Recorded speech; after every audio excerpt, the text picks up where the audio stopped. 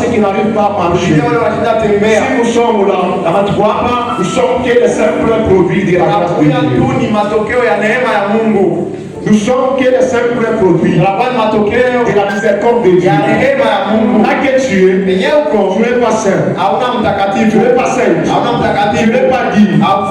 Ce qui te caractérise ce matin, c'est juste la grâce. C'est pourquoi tu dois dire à celui qui est à tes côtés, tu n'es que les produits de la grâce de Dieu. Tu es encore à celui qui est à tes côtés. C'est pourquoi on ne cesse pas de rendre gloire à Dieu. Parce que c'est lui le maître de toutes choses. Parce que si Dieu n'a pas permis que nous soyons enseignés, on ne peut pas venir annoncer sa bonne nouvelle. Avant toute chose, nous disons merci à notre Dieu. Parce que c'est lui le promoteur de notre souffle de vie que nous possédons, le Dieu Tout-Puissant.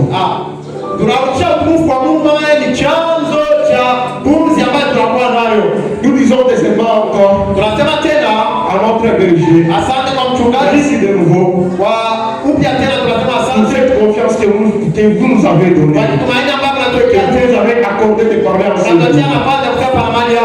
Ce n'est pas facile, un jeune comme moi, de se tenir devant la foule comme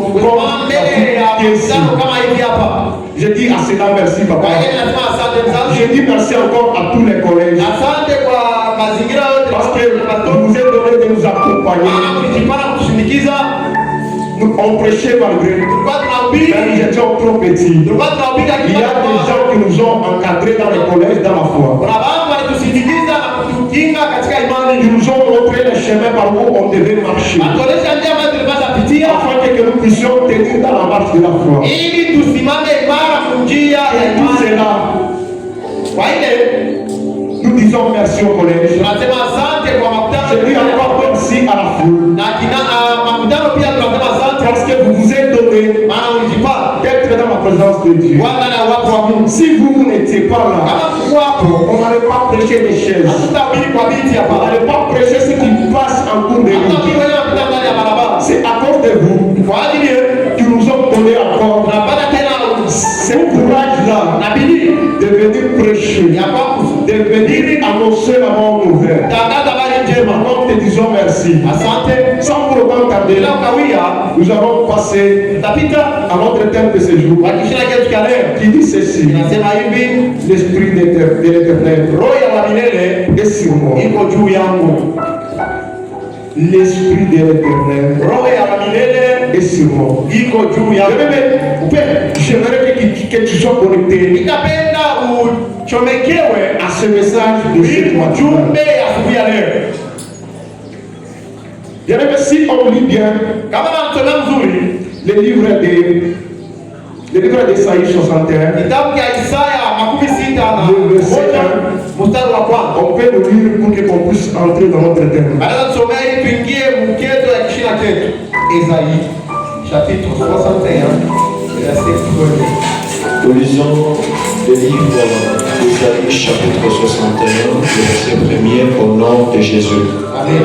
L'Esprit du Seigneur, l'Éternel est sur moi. Car l'Éternel m'a oint pour porter des bonnes nouvelles aux malheureux.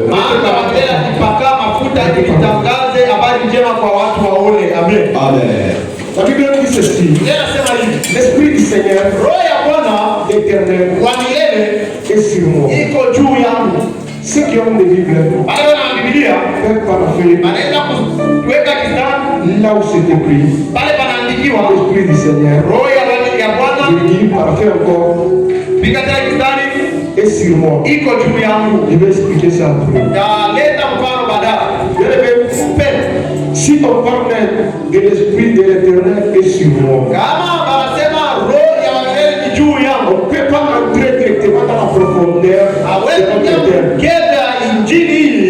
Parce que c'est un thème qui est vraiment vaste.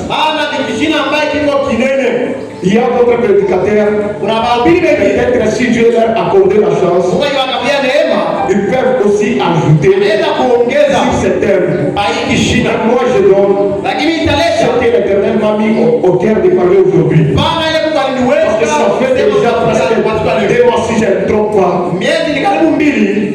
l'Éternel avait mis cette terre ici. Et c'était la montagne qu'on avait effectuée avec le ministère de la parole. J'avais essayé d'introduire ça. Je n'avais pas montré en profondeur. J'aimerais que tu me donnes les oreilles. Afin que nous puissions plonger avec toi et moi dans le Saint-Esprit pour prendre ce thème. Et le verset, on lit Exode 3, le verset 13 à 14. Je vais t'expliquer à travers ce verset qui est l'Éternel. Parce que peut-être tu parles de l'Éternel, l'Éternel. Tu ne connais pas qui est l'Éternel. En fait, Exode chapitre 3, le verset 13 à 14. Ici, on parle de Moïse. Quand Dieu avait appelé Moïse pour l'envoyer vers Pharaon, Moïse avait des doutes. Parce qu'il savait que si je pars auprès des enfants d'Israël pour leur dire que l'Éternel m'a envoyé, ils ne peuvent pas croire. Ils vont douter. Alors Moïse a pris la résolution de poser à Dieu la question. Il a dit ceci: si je pars auprès des enfants d'Israël, s'ils me posent la question, je vais leur dire quoi? Dieu a répondu ceci à Moïse: tu vas leur dire que dans 3:14, il a dit ceci. Il a dit ceci. Tu vas leur dire: je suis Nico, m'a envoyé. En d'autres termes, si on parle de l'Éternel, c'est un Dieu qui est en permanence. Quand on dit je suis, donc, il n'a pas de passé, il n'a pas de futur, il est le même. Pourquoi on l'appelle éternel? Je ne sais pas si tu es connecté à cette chose. C'est pourquoi on l'appelle éternel. Ça c'est, je voulais juste t'expliquer. Parce que si on voit, peut-être que tu ne peux pas me comprendre. Et sans pour autant parler de la Trinité.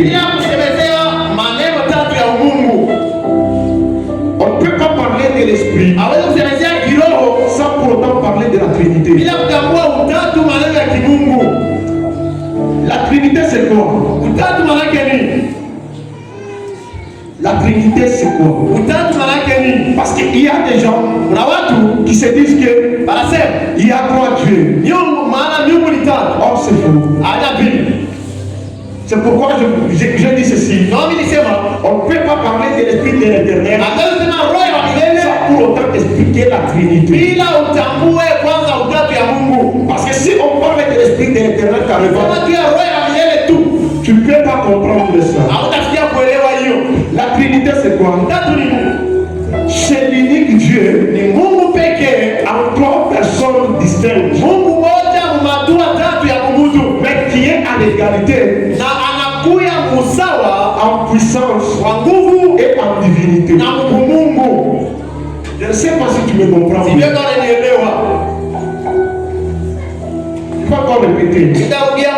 La Trinité, c'est l'unique Dieu en 3 personnes distinctes, mais qui est égal en puissance et en divinité. Qui sont ces 3 personnes? C'est le Père, le Fils et le Saint-Esprit. Or que Dieu nous donne une mission. Cette mission-là joue quel rôle?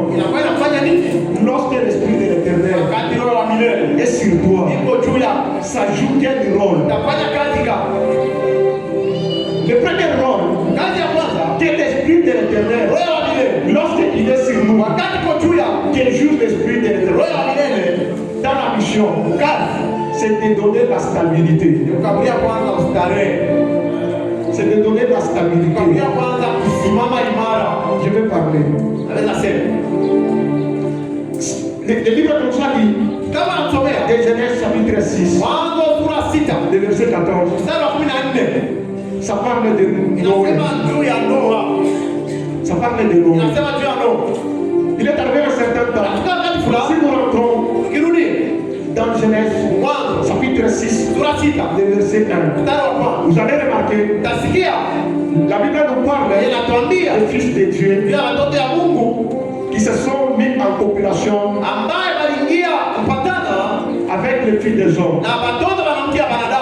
Et c'était le début du mal. Et vous allez remarquer, si vous avancez bien, et toi, c'est là que Dieu a suggéré que, à cause du mal, mon esprit ne demeurera à toujours dans l'homme. Pourquoi? Parce que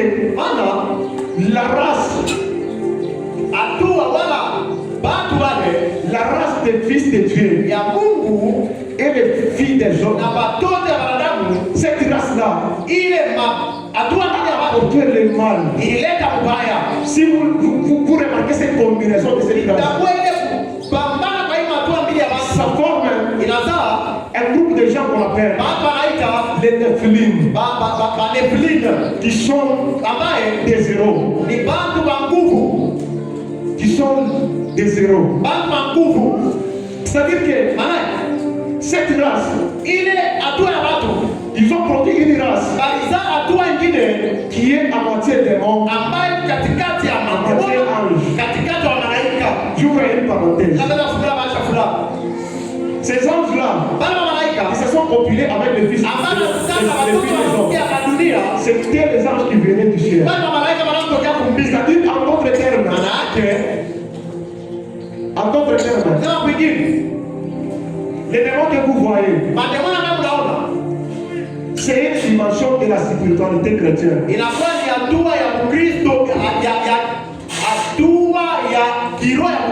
C'est une dimension de la spiritualité chrétienne. Ça, je laisse à moi, je le vois développer avec le temps. C'est un problème que j'ai compris. C'est-à-dire que la sorcellerie, c'est une spiritualité de Dieu. Parce que ces anges-là, qui se sont compilés avec les filles des hommes, ce sont les anges-là qui ont donné naissance à ce qu'on appelle les Nephilim. Des gens qui sont à moitié démons, à moitié anges.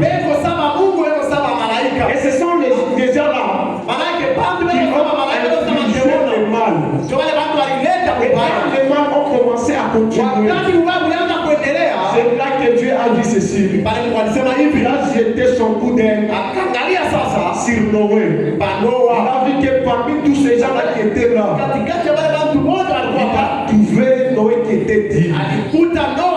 Et qu'est-ce que Dieu a dit à Noé? De construire l'arche. C'est là qu'il y a notre problème. De construire l'arche. Et quand Dieu a dit à Noé de construire l'arche, il a dit ceci: tu enduiras de l'intérieur et de l'extérieur des goudrons. Ça, c'est dans la version du Seigneur. En d'autres termes, le goudron, c'est le symbole de l'huile. C'est pourquoi j'ai dit ceci. Le premier rôle que l'onction joue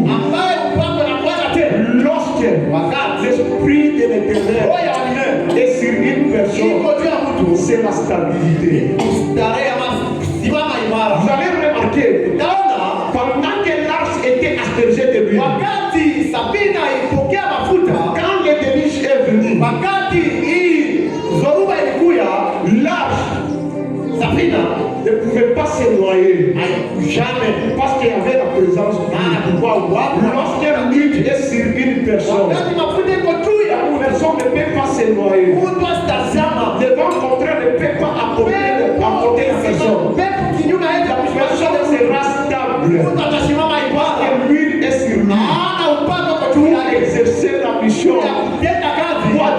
appelé.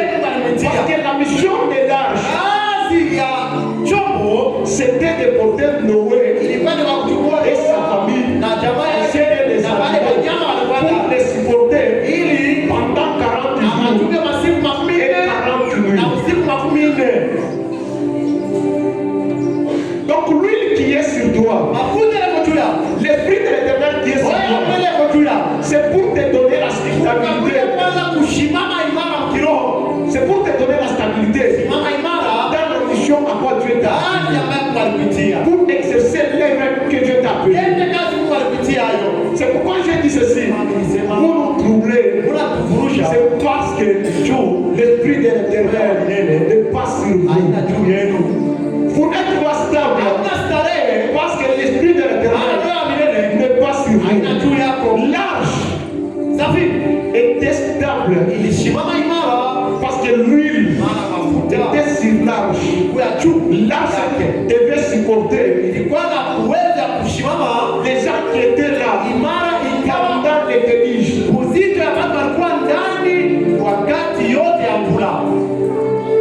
Je ne sais pas si tu me comprends. Amen.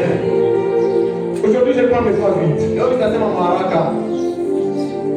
Donc l'arche était là pour supporter les gens qui étaient dans l'arche pendant 40 jours et 40 nuits. Lorsque l'huile est sur nous, nous donne la stabilité devant la tempête.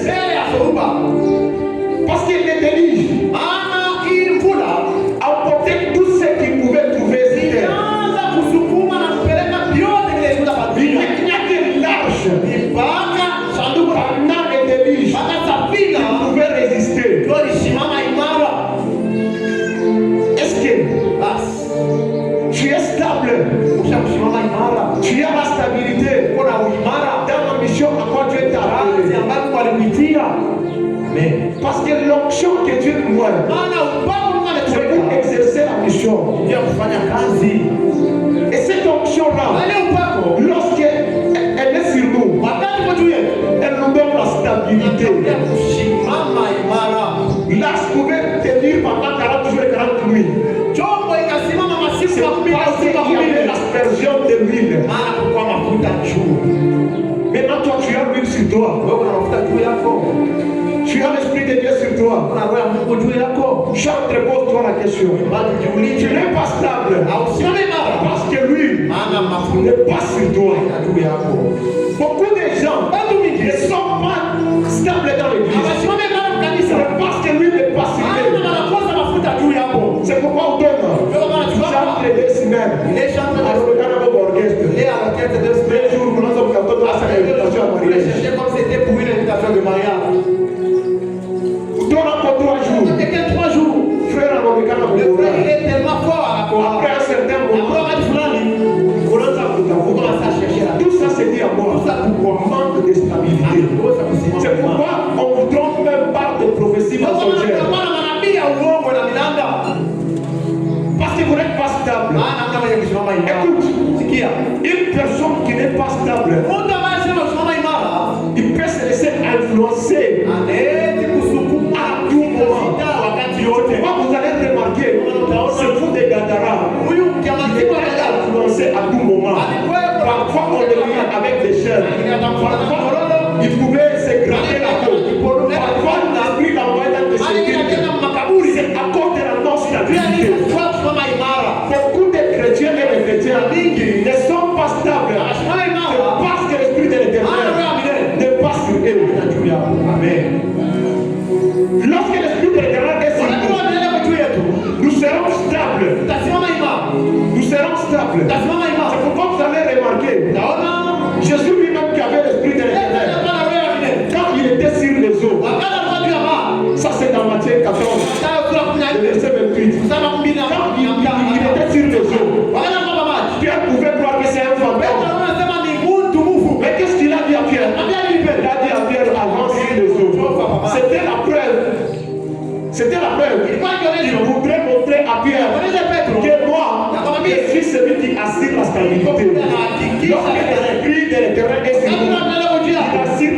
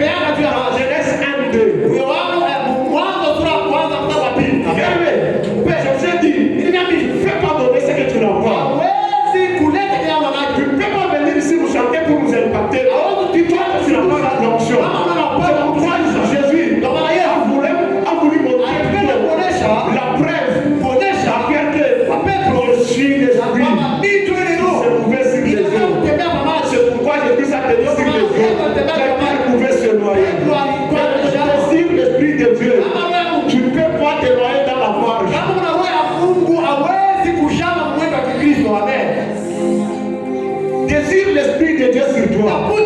Tu ne peux pas te noyer. L'Esprit de Dieu nous donne la stabilité.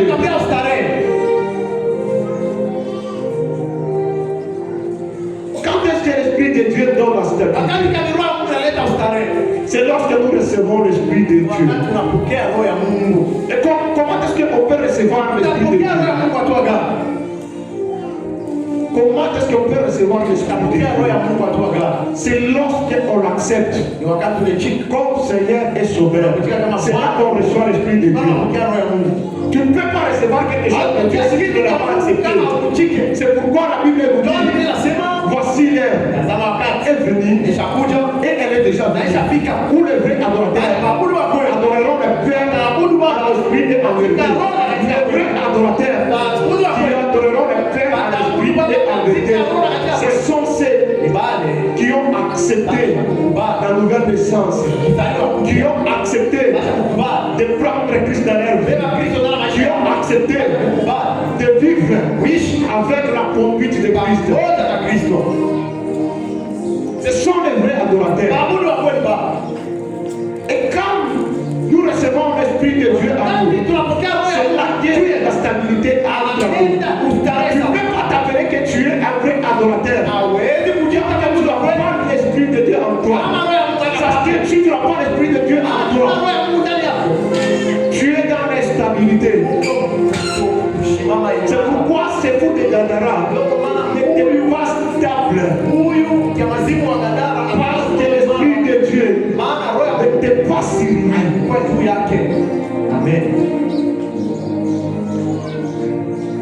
Celui qu'on appelle un vrai adorateur, c'est celui qui a déjà subi la nouvelle naissance. Tu ne peux pas adorer celui que tu ne connais pas. C'est pourquoi Jésus a dit ceci: vous adorez celui que vous ne connaissez pas. Moi j'adore un Christ vivant, que je connais. C'est pourquoi j'ai la stabilité dans la foi. Et maintenant toi tu adores qui?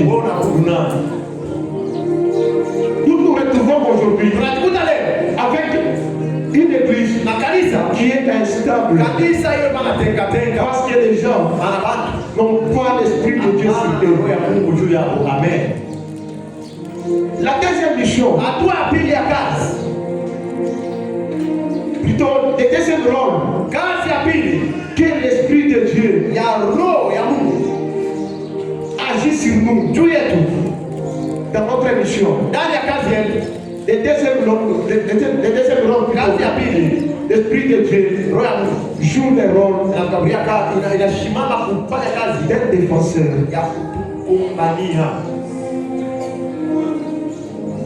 Il joue le rôle d'un défenseur. Et il nous rend des défenseurs. On va nous lire Actes des Apôtres 21. 10 à 13. Actes chapitre 21, le verset 10e au verset 13e. Nous lisons la parole de Dieu. Amen.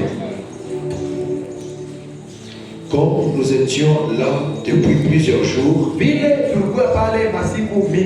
un prophète nommé Agabus descendit de Judée et vint nous trouver. Il prit la ceinture de Paul, se lia les pieds et les mains et dit: voici ce que déclare le Saint-Esprit. L'homme à qui appartient cette ceinture, les Juifs les lieront de la même manière à Jérusalem et les livreront entre les mains de païens. Quand nous entendîmes cela, nous et ceux de l'endroit, nous priâmes Paul de ne pas monter à Jérusalem. Alors il répondit: que faites-vous en pleurant et en brisant les cœurs? Je suis prêt non seulement à être lié, mais encore à mourir à Jérusalem pour le nom du Seigneur. Merci. Bien aimé, je dis, le premier rôle que le Saint-Esprit lorsqu'il est sur nous, agit dans notre mission, et il nous donne la stabilité. Le deuxième rôle, il nous rend des défenseurs. Il nous rend des défenseurs. L'histoire qu'on vient de nous lire dans Actes 21, 13, c'est l'histoire d'Agabus, le prophète, et Paul. Il est arrivé à un certain moment. Agabus a pris une ceinture. Et cette ceinture-là appartenait à Paul. Et quand il a pris cette ceinture-là, il avait lié ça. Et à partir de cette ceinture-là, il avait lié ça. Il a commencé à prophétiser. Que de la même manière que j'ai lié cette ceinture, c'est de la même manière que la personne à qui appartient cette ceinture sera liée. Et les gens qui étaient à côté, ils se sont étonnés de cette prophétie-là. Parce que ces gens-là connaissaient que cette ceinture-là appartenait à Paul. Maintenant, quelle était la réponse de Paul? Paul a dit ceci. Il répondit ceci. Il répondit, que faites-vous en pleurant et en je suis prêt non seulement à être lié, mais encore à mourir à Jérusalem pour le nom du Seigneur Jésus. Bien même, soyons des défenseurs de la parole de Dieu. Soyons des gens qui sont prêts à mourir pour la parole de Dieu. Et lorsque l'Esprit est sur nous, il nous donne l'accès d'être des défenseurs de Dieu. La Bible nous dit dans Romains 8:15, vous avez reçu, vous n'avez pas reçu plutôt, un esprit de servitude. Mais pas encore un esprit de crainte. C'est-à-dire que le Saint-Esprit, lorsqu'il est en nous, nous ne sommes pas encore esclaves. Nous ne sommes pas encore sous la servitude. Mais nous sommes des maîtres. Nous sommes là pour commander. Nous n'avons pas de crainte parce que nous devons défendre. Parce que quand Dieu a annoncé les disciples dans la mission, c'était pour aller donner la bonne nouvelle. Vous avez remarqué auparavant, les disciples avaient peur. Ils ont mis le Saint-Esprit. Ils n'ont pas eu peur encore. Ils se sont lancés pour aller annoncer la bonne nouvelle. Lorsque l'Esprit de Dieu est en nous, il nous rend des défenseurs de la parole de Dieu. Il nous rend des défenseurs de la parole de Christ. C'est pourquoi vous allez voir, à cause de la défense de la justice de Dieu, à cause de la défense de l'évangile, c'est là qu'on avait coupé Jean-Baptiste la tête. Parce que ce qu'il disait à Hérode, c'était la vérité. La parole ici que nous prêchons, c'est véridique. C'est cette vérité qui a fait qu'on puisse tuer Jean-Baptiste, on puisse lui couper la tête parce qu'il disait la vérité.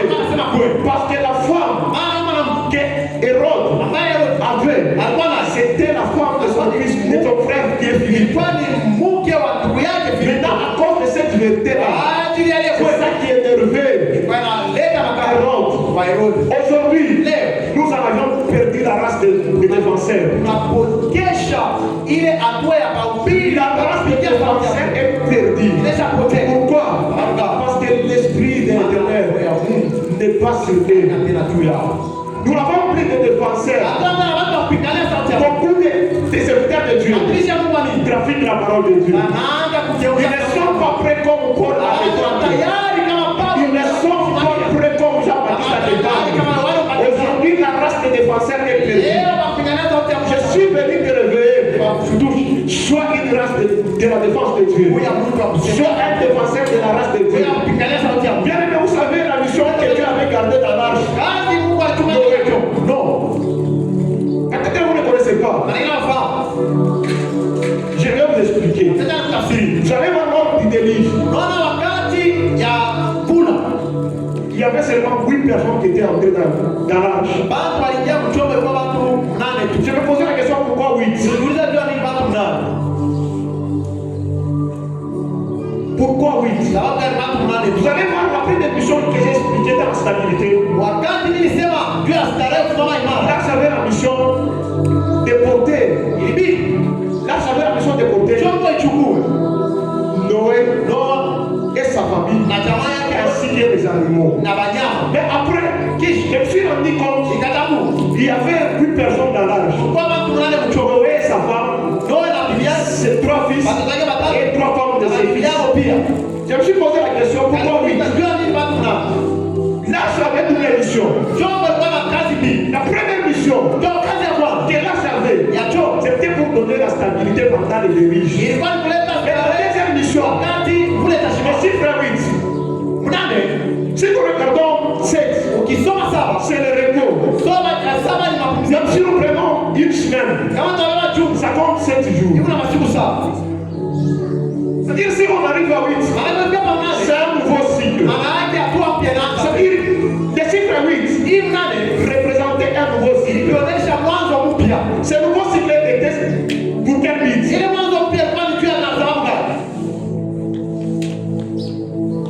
C'était pour quel but?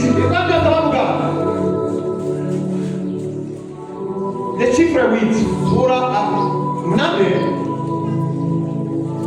Le chiffre 8.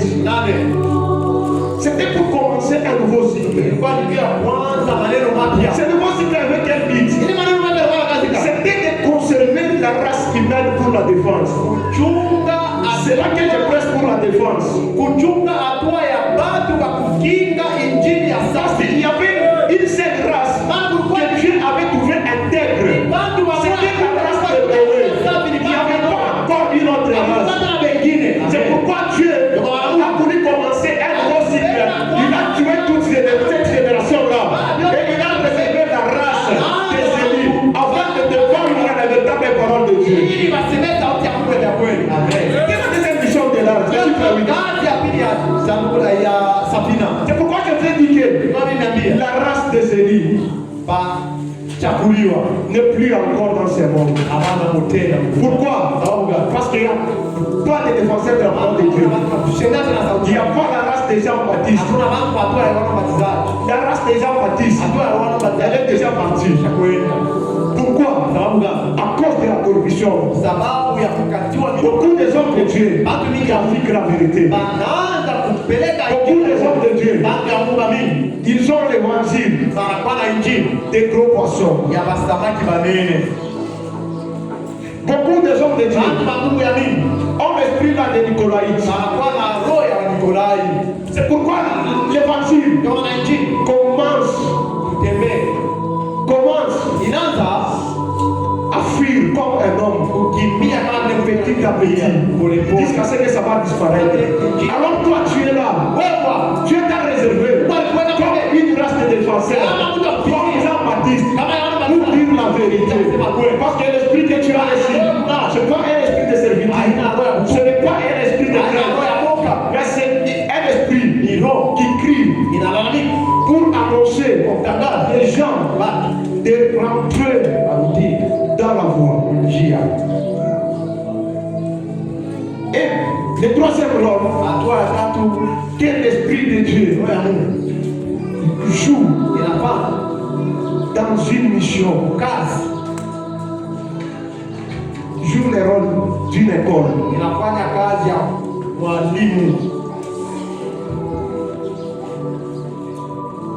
Joue le rôle d'une école. On va nous lire Jean chapitre 14, verset 6.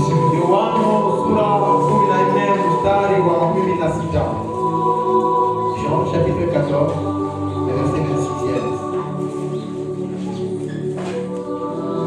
Jean chapitre 14, verset 26. Nous lisons la parole de Dieu. Mais le consolateur, l'Esprit Saint, que le Père enverra en moi, vous enseignera toutes ces choses et vous rappellera tout ce que je vous ai dit. Merci. Je dis ceci. Le troisième rôle, que les Saint-Esprit, lorsqu'il est sur une personne, lorsque les Saint-Esprit donne une mission à une personne, il lui donne les rôles de jouer une école dans la personne.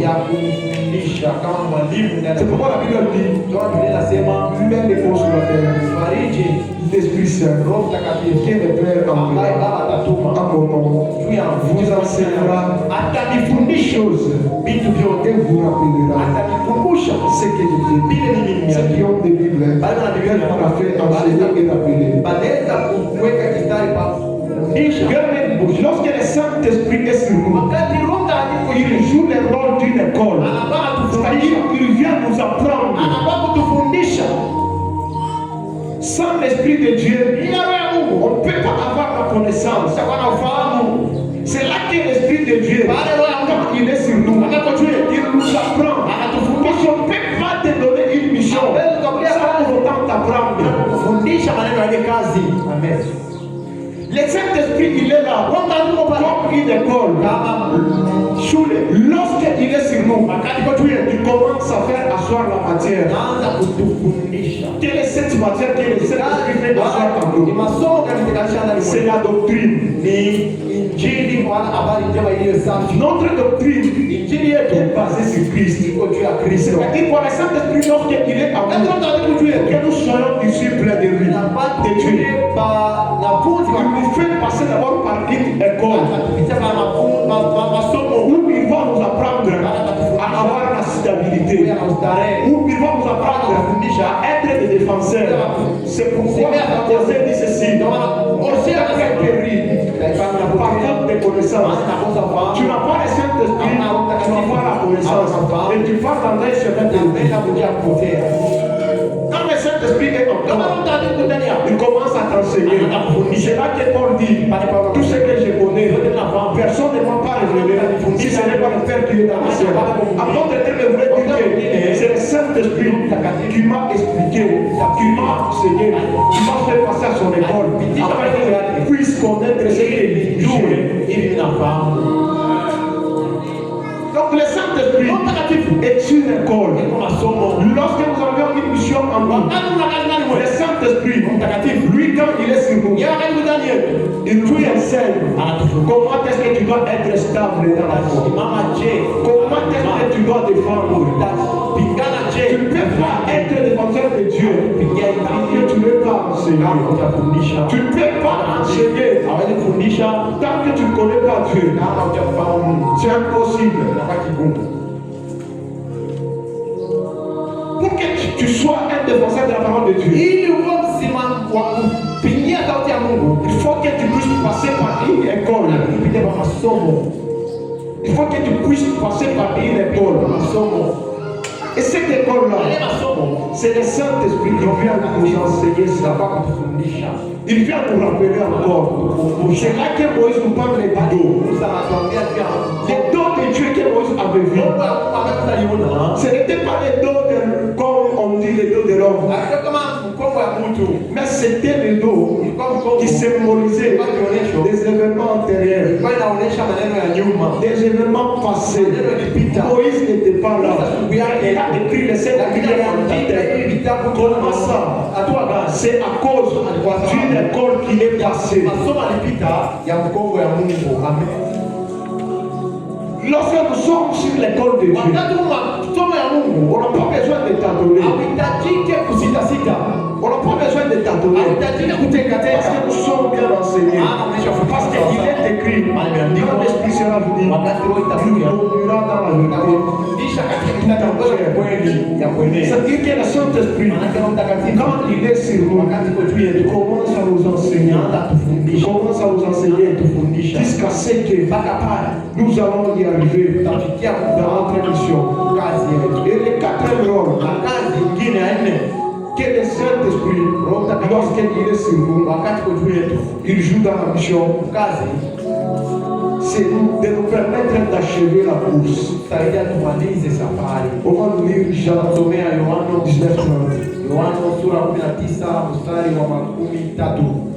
Jean chapitre 19, verset 31. Nous lisons la parole de Dieu. Quand Jésus eut pris le vinaigre, il dit, tout est accompli. Arrêtez pas. Bien aimé, Jésus avait la vision de nous racheter. Et quand il est arrivé à la croix, la Bible nous dit, quand il voudrait rendre l'âme, il a dit, tout est accompli. J'ai dit 4 rôles que joue le Saint-Esprit lorsqu'il est sur nous, nous permet d'achever la mission, nous permet d'accomplir la mission. Jésus avait déjà achevé sa mission. C'est là qu'il a dit, tout est accompli. Paul dit ceci dans 2 Timothée 4:7. Achève le bon combat. J'ai achevé la course. Je garde la foi. Bien aimé, ici c'est Paul qui nous parle. Lorsque le Saint-Esprit il nous permet d'achever notre mission. Il nous permet d'accomplir notre mission. Vous laissez dans le courage, ma courage va souffrir Léo. Et quand elle va souffrir Léo, la mission va souffrir Léo. Parce que l'Esprit de Dieu n'est pas sur vous. Vous n'arrivez pas à achever votre mission. Parce que l'Esprit n'est pas sur vous. Lorsque l'Esprit est sur toi, l'Esprit est en grâce dans l'autre. Lorsque l'Esprit est sur toi, tu auras des concerts de Dieu. Lorsque l'Esprit est sur toi, tu passeras par une école pour te conduire, afin d'achever la mission. Et lorsque l'Esprit est sur toi, te permettra d'achever la course. C'est là que Jésus a achevé sa course ici par toi. Et il a dit tout est accompli. Ce matin, je suis venu te dire. Je suis venu te dire, cherche que le Saint-Esprit il soit sur toi, afin que tu puisses accomplir la mission qui est en toi, que devenir sa parole.